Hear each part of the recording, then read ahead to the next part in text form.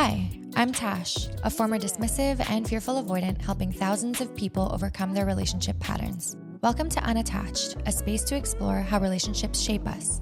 Through deep dives and interviews, we'll embrace vulnerability, build strong self-connections, and break free from subconscious patterns.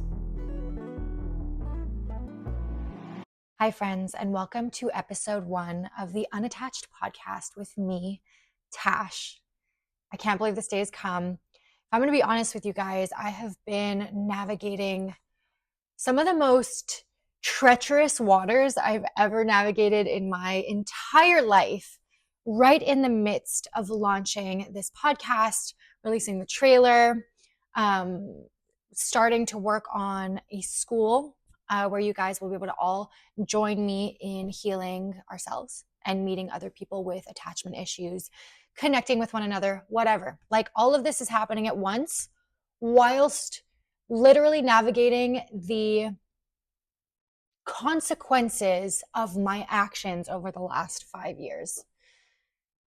Over the last 5 years, I have been navigating my fearful avoidance in real time through relationships, particularly one relationship that has had the most profound impact on myself, on my growth.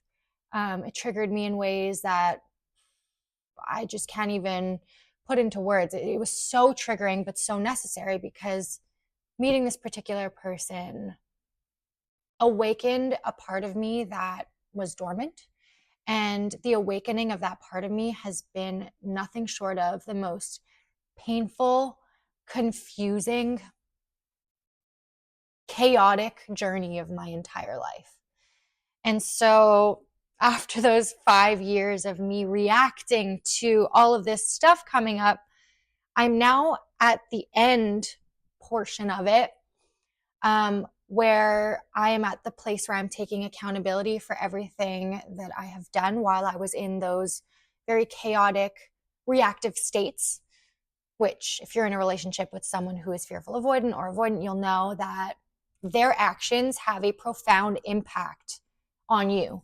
And so while I was going through it, I wasn't necessarily considering the impact that I was having on the people around me, more specifically the person who I was dating. And so, yeah, right now, all of that stuff is coming to a pinnacle where I'm just having all of these realizations and actually taking accountability for all of the pain that I've caused. And that is a really tough place to be. It's hard to look at what you've done, especially since I never meant to. It was not my intention to ever hurt anybody. But intention isn't everything. At the end of the day, we hurt people sometimes when we are deeply unconscious, and hurt people hurt people. That is a fact.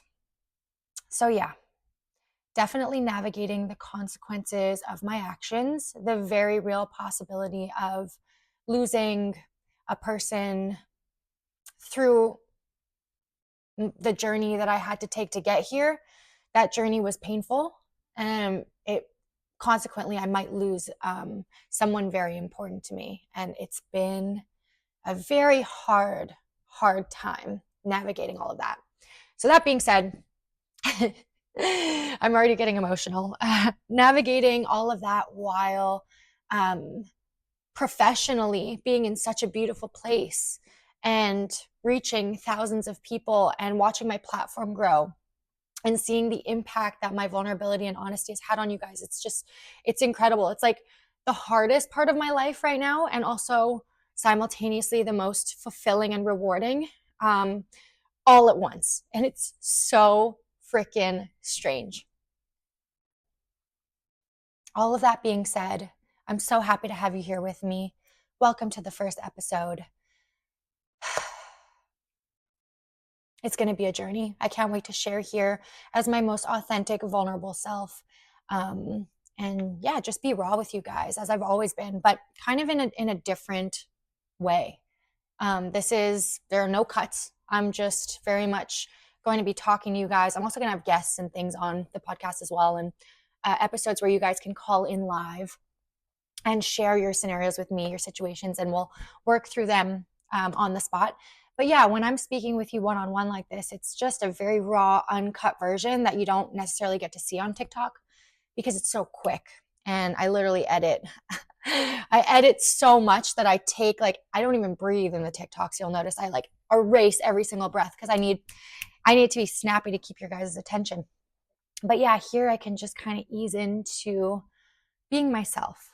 And I'm looking forward to being myself with you to this degree. So I'm going to start off with something pretty vulnerable because honestly, why not? Yeah, all of this has been going on, and it's like, okay, cool. I'm starting the podcast now. Let's go. I got this amazing studio space that I rent. If you watch the trailer, you'll see the visuals are beautiful. The camera's amazing. The mic is amazing. And it's a gorgeous space. And the trailer went super well. It wasn't even intended to be the trailer. That was my first time being in that studio. And Charles, the guy who owns the studio, does this little 10-minute video with people so that you could see the quality, you can see the visuals, and you could decide, are you going to sign with the studio or not? Are you going to get studio time or not? And I ended up like looking over that footage and I was like, holy cow. Holy cow. I've never said that in my life. I love this. Let's use this as the trailer. So it wasn't part of the plan. I posted it and received so much positive feedback, which then propelled me to get the podcast started even sooner than I had intended. So yeah, that's kind of like a testament to putting yourself out there, I think, and taking a leap and just putting yourself out there before you're ready. It ends up kind of bringing in more of that thing and launching you into the direction that you want to go, which I've noticed. So if you want to take anything from that, I think it's really important to just start. There are a million and one reasons not to start something. There are a million and one reasons why you're not ready or things are not perfect. And yeah, you could hold yourself back for a lifetime if you just stop yourself from getting started right now. So yeah, I think that's important to note. And to bounce off of that, if you want everything to be perfect all the time, that can get in your way. And I have a perfect example of that. Been going through absolute chaos, and I booked studio time last week twice. And I went in and I was disheveled, emotionally just broken in so much emotional pain, processing everything, a little bit anxious, just not feeling myself. And I put on my cute outfit. I did my makeup. I went to the studio. I have an hour of studio time and I sat down, and the pressure of having to do this podcast in that hour, in a moment where I just wasn't feeling good, didn't work out so well. So I used 3 hours of studio time last week, all of which were complete scrap, like not good at all. And so there was this part of me that was like, shoot, I really just want to do the podcast. I want to do it in this room. I want to do it in this studio. I want it to look amazing. And that's just like what I'm set on. And because of that, I wasn't honoring the fact that I'm just not feeling so great right now. And maybe it's just not possible for me to force myself to be this person that I'm just not feeling like right now. So over the weekend, I decided, you know what? I'm just going to wear whatever the hell I'm wearing. I'm going to sit down on my bed. I'm going to put on this little rinky dinky microphone, and I'm going to record a podcast where there is absolutely no time pressure. I don't need to be anything I'm not. I'm just going to show up as I am and record it from my bedroom. So that's why I'm here right now. Things don't always need to be perfect in order to be put out there. And I guess the whole gist of this podcast, Unattached, is being yourself and honoring exactly where you are in your journey, not trying to show up as something that you're not.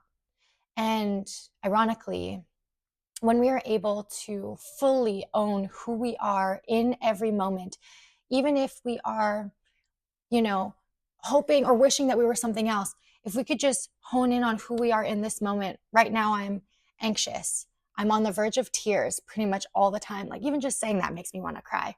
Um, I am feeling a little bit lost. I'm scared. All of those things. If I can be that person right now in her entirety, instead of slap on a face of makeup, a really cute outfit, and go to a studio and pretend that I am this thing, chances are I'll be able to deliver something that is far more profound and that will resonate far more with the people that I'm trying to reach. And so that is the crux of this episode. It's showing up as you, who you are in any given moment. And when we can become that person, or allow that person rather, to be here with us in his or her entirety, that is how we return to wholeness. A lot of us spend a lifetime running away from the parts of ourselves that we don't like, because nobody likes to feel a little bit insecure. Like, oh, I'm insecure right now. I'm in my head. I'm feeling inadequate. I'm feeling not good enough. I don't like that version of me per se, because it sucks to feel like that, right? So it's a natural knee-jerk reaction to be like, ew, when I'm that version of myself, I hate it. I don't want to be that version of me. I want to be there.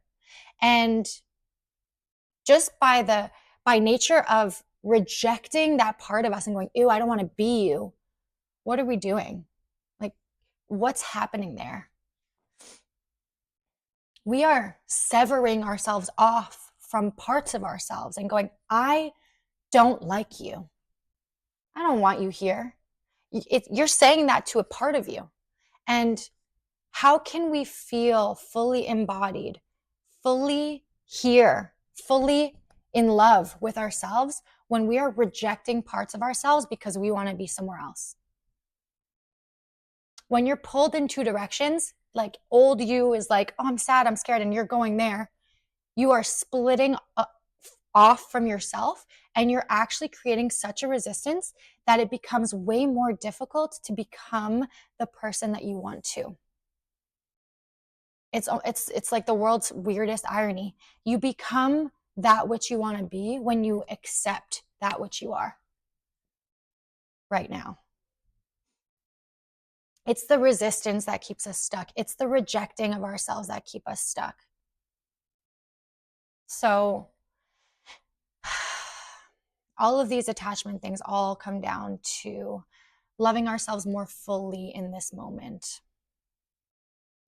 When we go through things that cause us to split off from ourselves, that little voice, that insecurity, that is a part of us that longs for our love. That is a part of us that is scared and alone. Something happened at some point. Maybe we were bullied. Maybe we were rejected from a group. Maybe we didn't get the emotional support that we needed. Whatever it may be, big or small. We're so sensitive when we're young. So technically, like, anything can happen that really marks you as a person. But this little part of us is scared, sad, and alone. And from a young age, we kind of have to split off from that part, because we can't be sad, scared, and alone. We have to be strong. We need to move forward. We need to, as we age, we need to make friends. We need to be successful. We need to choose our program. We need to hustle. We need to. So as a byproduct of surviving, we have to put that little part of us away. We cannot be that. So we shun ourselves. We abandon that part. And then oftentimes we meet people, romantic partners, friends, and those insecure parts come up. We hear them in our head. We feel them in our body. This is like a recurring pattern. And we go, no, not now. You got to go away, because I need to move forward this way. And what is that? That is an abandonment of self. We abandoned ourselves back then because we had no choice. And now we continue to abandon ourselves now for the love of others, for the acceptance of others. And so it becomes a pattern of self-abandonment. And then the biggest irony of them all, the pattern of self-abandonment. When you abandon yourself, you attract the abandonment that you fear most. Because you show up in relationships throwing yourself to the side for somebody else.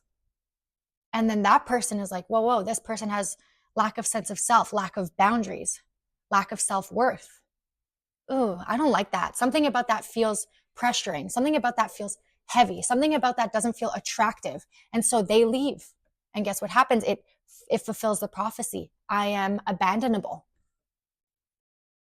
But in reality, when we reclaim that sense of wholeness by not shunning those parts for the first time, welcoming them in, allowing ourselves to be sad, scared, insecure, being with those emotions, sitting with what they feel like in our body instead of running in the opposite direction or keeping busy, just sitting and allowing ourselves to be all of these parts of ourselves that have been locked up in little boxes inside of us and just letting them come out. That is how we break the pattern of self-abandonment and abandonment in general. That's how we become empowered. Wow. Yeah, I think there was a reason why I needed to do this podcast today. I was so called to do it. I was like, do I wait till I'm good next week, go to the studio? What do I do? You just start now. This is perfect. You just welcome in whatever is here. And I promise to do that every single episode, rain or shine, no matter how I'm feeling. I'm going to bring that energy to the podcast. And I feel like that is the way that I'm going to be able to be my best self for you. And what's also really cool is that that's what my TikTok allowed for me. You have videos of me sobbing, really unwell, really triggered. You have videos where I'm really good, really happy, having these awesome realizations where I'm like motivated. You have episodes where I'm like angry. You have everything. And that was such a huge part of my healing, showing up authentically in my authentic expression and just being received by you guys exactly as I was in every single moment. It helps you eradicate shame. There's so much shame associated with being fearful, avoidant, or even anxious. It's like, ooh, I hate that I'm this way. I know there's something wrong with me. But when you show up in your honest expression and you just own it, you're like, fuck, this is it. This is me right now. It's actually so well received. And that helps you realize that it's not shameful to have pain. Actually, we all do. And when you show up that way, you give other people permission to show up that way as well. And when I tell you it's liberating, my God, it's so liberating to just be yourself. There's nothing to be ashamed of. We are all so confused. We don't know what we're doing here. We're trying to figure it out together. So you might as well just show up as you, because being you is going to inspire somebody else. That's for sure.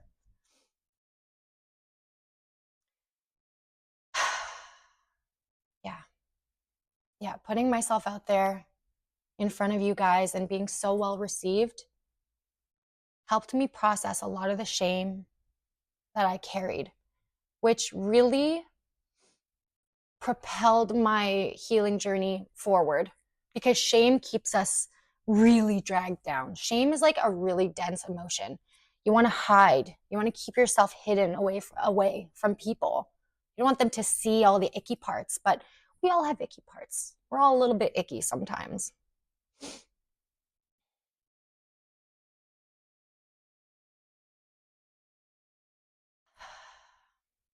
Okay. I think I can wrap it up and just end it on this note. I really encourage you guys to go out there and practice being exactly who you are today. And that person changes sometimes. Today I'm this version, tomorrow I'm that version. Who are you today?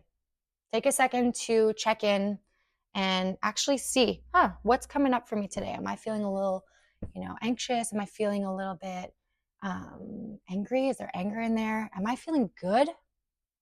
Where am I? So take a little note of where you're at, and with that awareness of where you're at, just sink into that today. Be more of that version of you.